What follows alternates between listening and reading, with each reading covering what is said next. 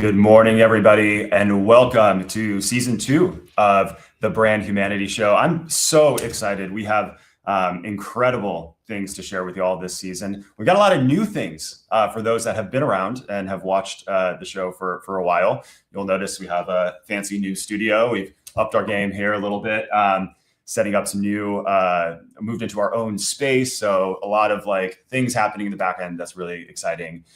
For those that have been around, you know that we are live right now. This is not pre-recorded.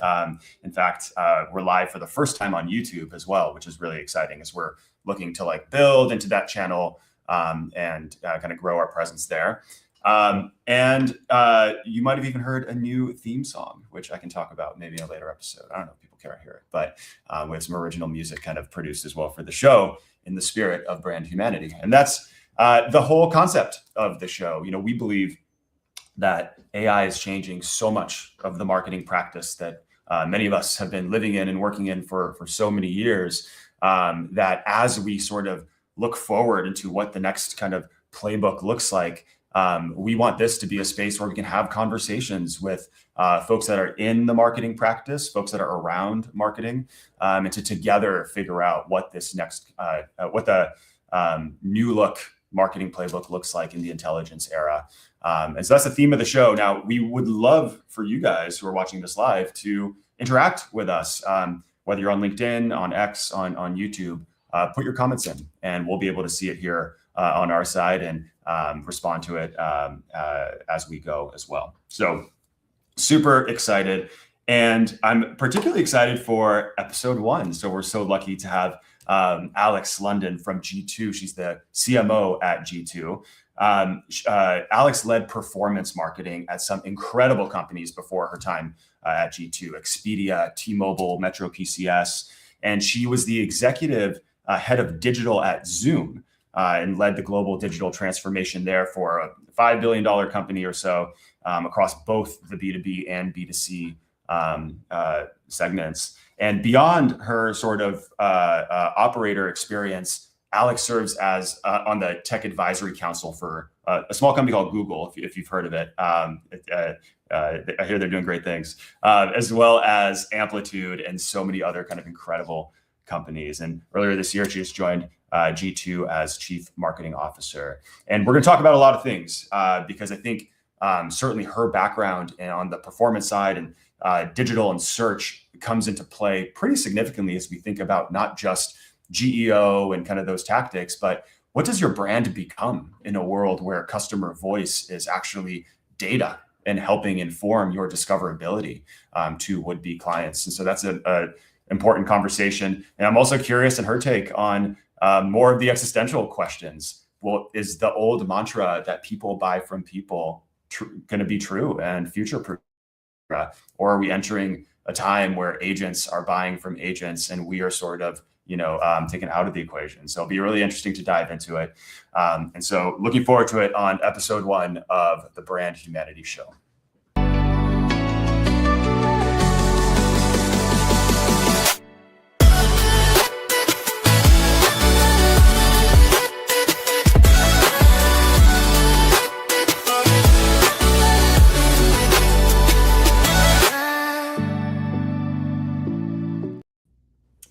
Awesome. Alex, how are you doing?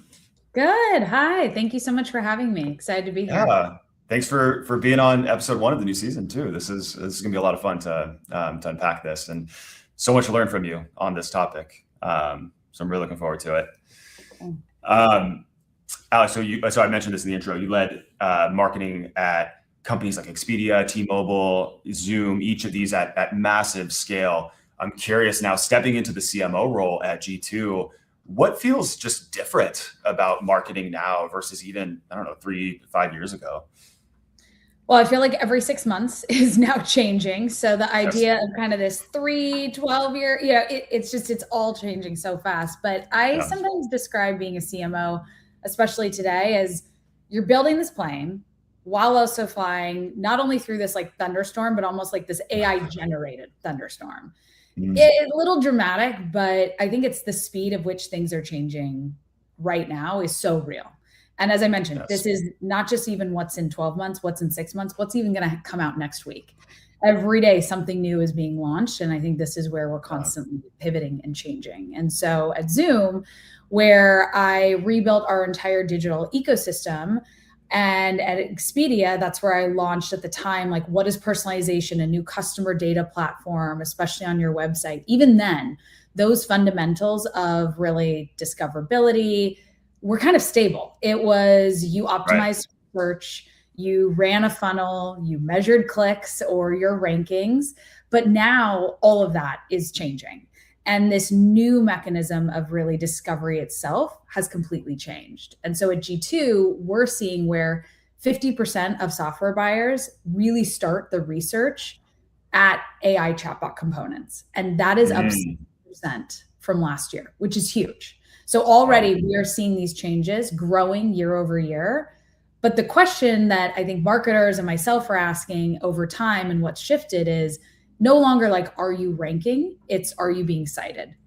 And are we trusted by these systems? Because AI is definitely pushing us in this new direction.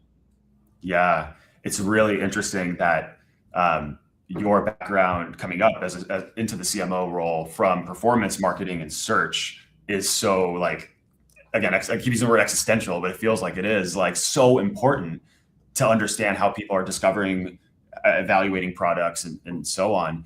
And I think I saw some research from Godard at G2, or a post that he made, that G2 is actually one of the most cited sources on the internet, kind of, period. How did, I'm curious, your background from the search and discovery kind of side of the industry shape your decision now to step into this role at G2? And just what about kind of that body of work feels just super important right now? My whole career has really anchored around how people find and I think evaluate things. And that's what I'm always driven to companies that are at the center of that. So there was travel at Expedia, connecting the world. There was collaboration in software with Zoom, where the world had to connect during a time that was very difficult.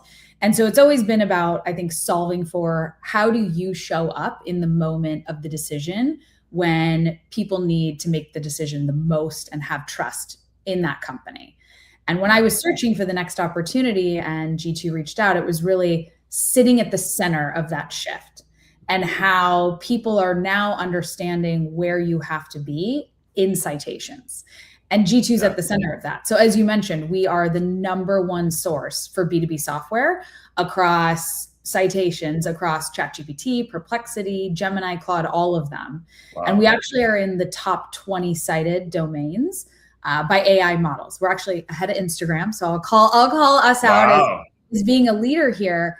But that's really what I was looking for, is not only that pivotal moment that we need to meet right now as a business and a company, but really also the culture. You know, you had mentioned Godard.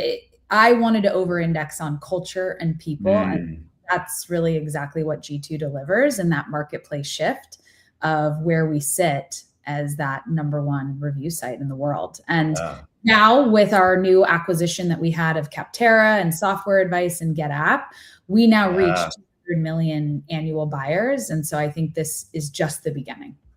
It's been so wild just to watch the G2 like press room over the last 2 months here, 3 months in 2026. The work you guys are doing is amazing.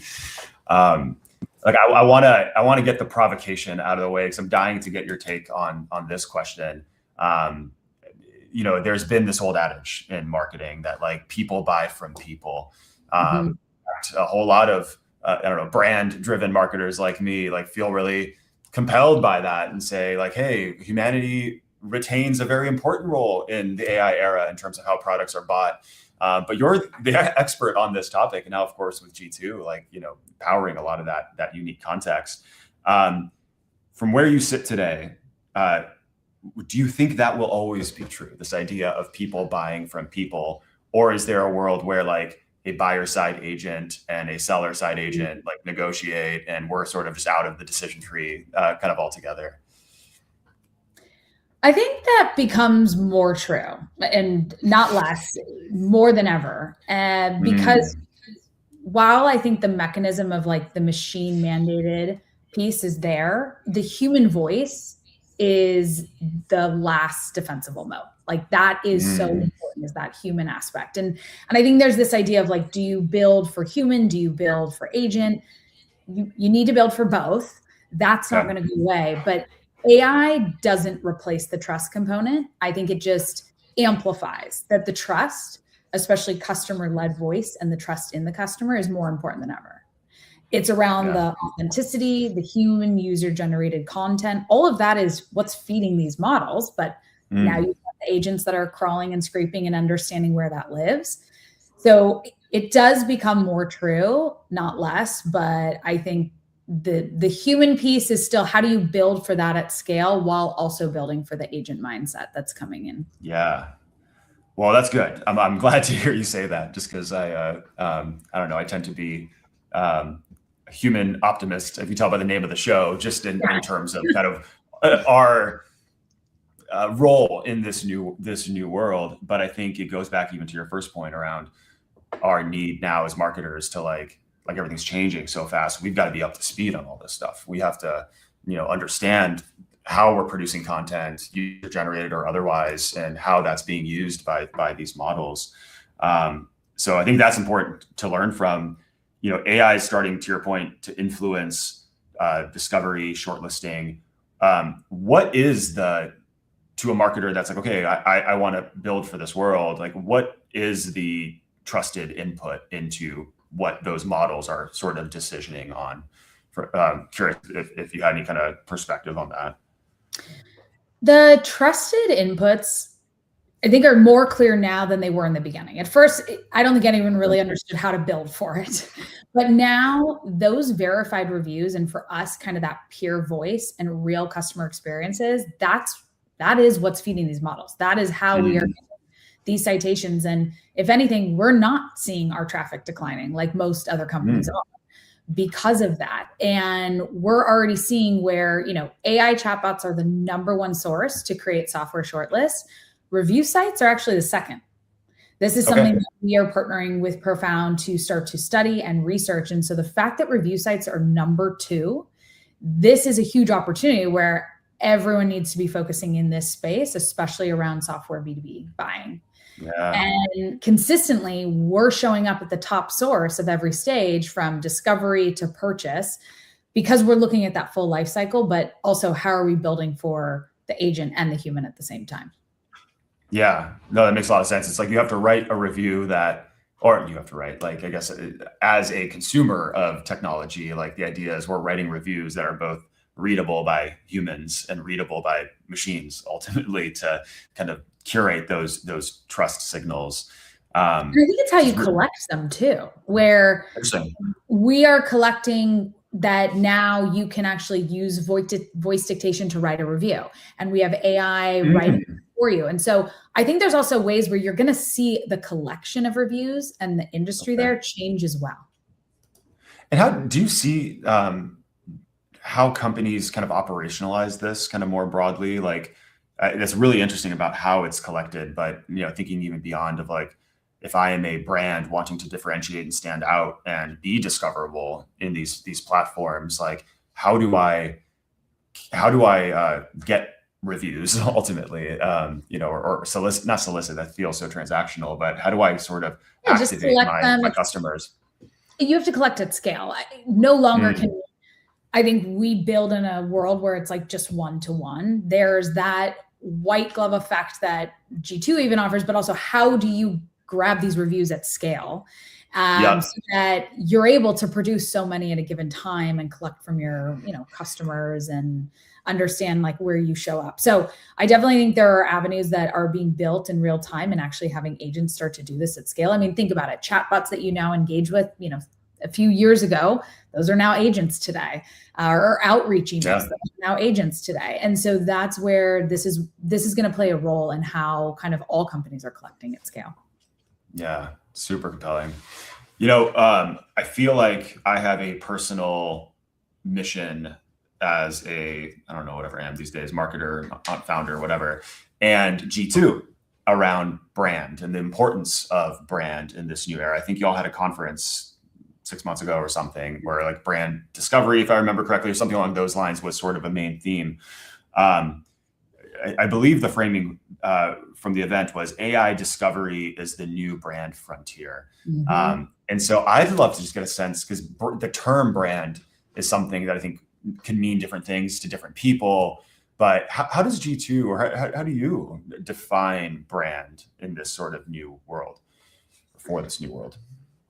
Definitely for this new world. And brand used to live primarily as a human perception of just how folks thought about your brand, obviously the external perception that you put out, but now it's also how AI systems are understanding and representing your brand, which is very different to build for.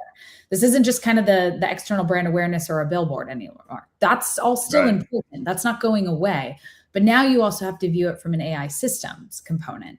And so that visibility is shifting from more of that click component for brand discoverability to citations. And that's where I think the measurement starts to change as well, of how you measure your brand. What does truly awareness mean now, or perception shifts? And you also have to define what kind of brand perception or awareness shift are you trying to play, because you have to build at different scales for each of those brand components too. Yeah. So brand historically deemed hard to measure. I believe that was the last episode we did in season 1.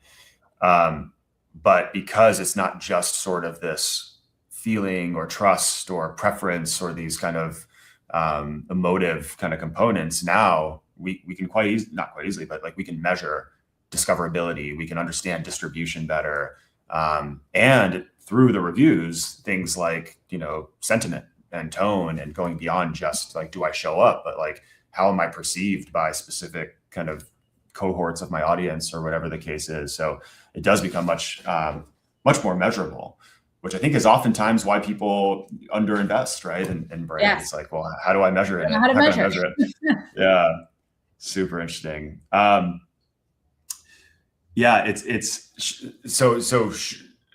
Is that, do you get a sense that now is sort of a job to be done kind of for, because I'm thinking about like the org structure too, and who are the teams that are actually working on this now? Is this kind of a function of like, does not showing up in search, is that now a brand problem versus historically kind of like a demand gen, marketing ops, digital? I'm just wondering if you're seeing any evolution of sort of ownership or thinking about brand kind of in a bigger way. It's both. It is transitioning. I think before it used to be your brand team had very different measurements than your demand gen team. And then there was the evolution of brand to demand. Now it's this evolution of like, how is it all growth marketing at this point? Because that is really what is needed. And I think that's where you see the shift of what a CMO role is. That's the shift that you see of like go-to-market execution. But brand is definitely now more in the organic space component of how you're measuring more than ever.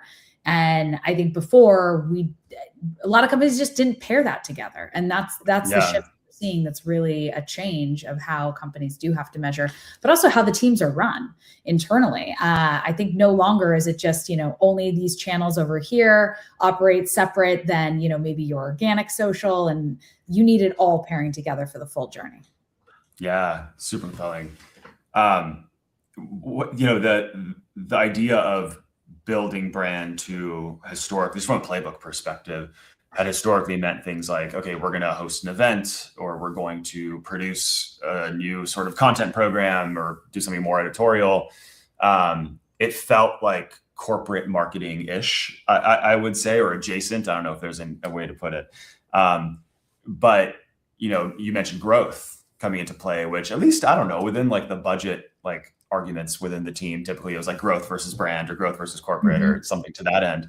I'm curious, what do you think building brand, like, how does it look differently now? Are these things kind of integrated, or is not organizationally, but do some of the tactics and channels kind of that historically have been more on the corporate marketing side, so events and things like that, now, fit in with this idea of discoverability and on search?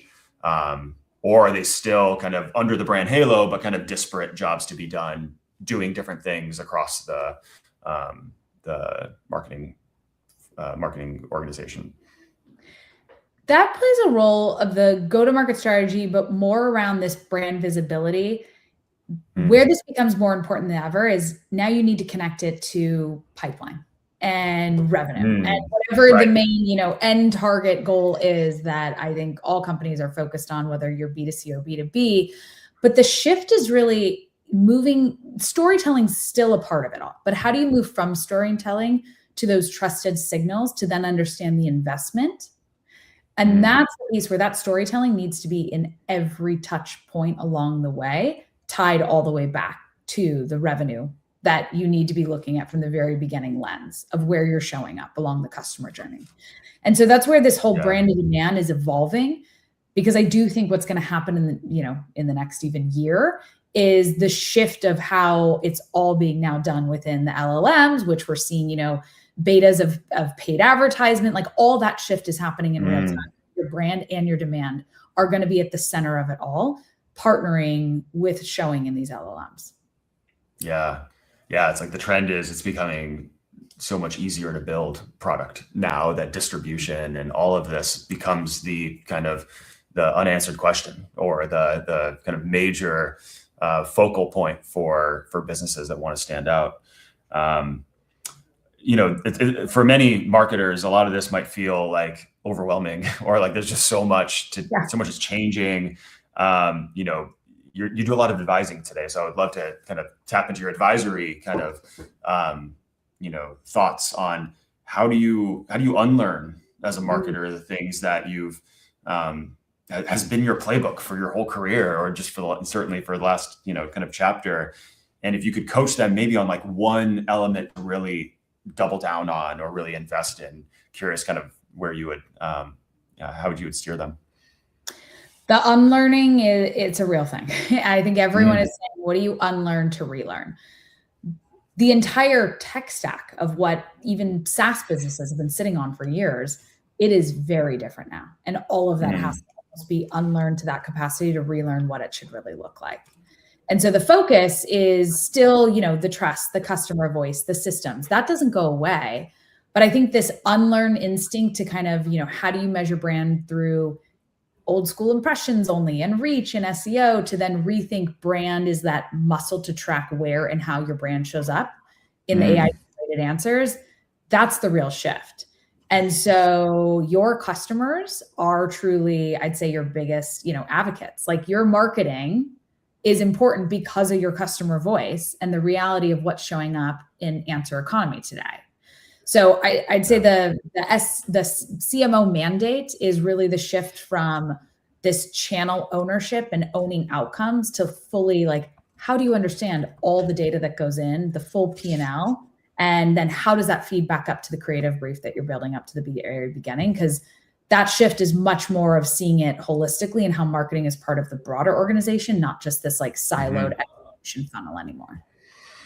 Oh man, that's so true. That seems to be kind of one of the bigger shifts that I've observed too, is that marketing is no longer now like the pipeline hero or whatever. Like our job is much broader. And beyond that, a lot of the, like we've gone from this world where we've been leaders of people and leaders of teams to this expectation of us having hands on keyboards as marketing leaders, like shipping, building things, doing work. And so I loved your point on like familiarity with the tools and the tech and being kind of getting closer to the innovation as well. So it does feel like so much is changing, but it in many ways too, it's exciting. Like going over the hump of like, this is overwhelming and I have to unlearn, to like, wow, we get to co-author whatever comes next. And if for folks that are curious or feeling like really, emboldened by that opportunity, it feels like a really good time to be kind of a marketer as well. I think it's the most exciting time because the role of the marketer, not even just the CMO, the role of every marketer is changing. The world where we only used to execute campaigns and then we'd have to wait on someone to build creative and then someone else to analyze the data and we'd submit a ticket to engineering to wait for them to pull data. Like all that's changing because you are going to have access to kind of operate yourself in many capacities of the speed and the velocity and how you execute and how it's helping you get there. We actually just launched our MCP for G2 for our customers. We've been testing it internally. I mean, what even that unlocks for our day-to-day of how our marketing team can now run our own MCP on our own data set to pull out key insights that would have taken months prior to probably execute on. Wow.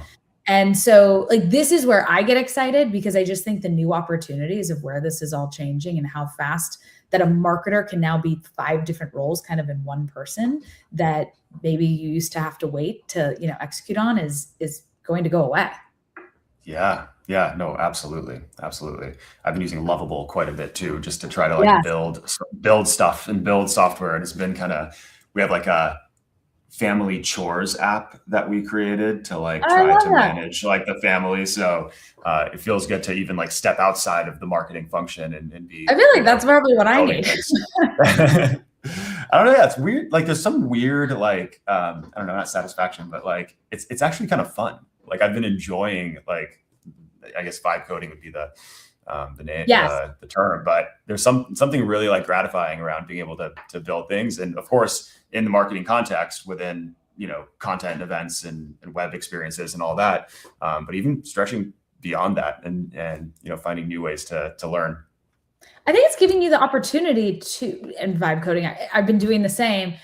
It's giving you the opportunity to learn new skills that maybe just even a few years ago, you're like, oh, I would never have time for that. Or I'd have to sign up for a course or go find a mentor to teach me. And now you're like, wait, an hour, let me just teach myself and try to, like almost starting over again in certain areas of like places that you've always wanted to experiment and test and learn. Totally. Well, I had one sort of closing question I wanted to ask you because, I mentioned we've been talking about speed a lot. We've been talking about like rewriting, unlearning. Like these are concepts that, again, I think a decent part of the audience is really excited and leaning in and energizing. But I do know there are folks also that are just overwhelmed and just kind of trying to process where they fit into this new world and kind of just keep up with the pace of innovation that, I don't know, we haven't seen maybe in our lifetimes. I don't know if the world's ever seen this pace of innovation that we're kind of living in now. With just how fast everything is moving, I'm curious how you sort of stay grounded in what's human kind of in your own work and find ways to, maybe add intentional friction in the right areas as well. Yes, I agree that I don't think we've ever seen change this fast happen in the workforce. But where I try to stay grounded is I think you still have to be the most authentic and human leader that you can be. Whether it's peer, coworker, and that is just so important to still have that piece, have that vulnerability, that realness. That I would recommend. But I think on the flip side, I would say my kids probably keep me the most grounded. So I was vibe coding the other day. I was so excited to show my 11-year-old son, like, look at all that I built in a matter of an hour, something that would have taken months. A very specific like PowerPoint and detailed report. And like, I was able to just build it with a click of a button and a prompt. I was so excited to show him. And he looked at me and he's like, okay. Like he just switch. And I'm like, no, you don't understand. This would have taken. I would have had 5 people work on this months. And it just kind of kept me grounded where it's the world that they're growing up in. And so it's also new to us. But he didn't even flinch. And I think it's a good reminder of as we evolve, the world is growing so fast with us. And so, our kids are going to see it very different. But I'd say it keeps me focused on what actually matters underneath the technology, which I think is that human connection and that trust and the real experiences. And that's what's going to last. At the end of the day, he's like, that's great. Can we go outside now and play? I'm like, okay. Totally. Yes, exactly. Can we go be kids? And can we just go be kids and I'll figure this out. So I think that's what keeps me grounded. That's great. Well, look, before we break, is Arizona going to win the national championship this year?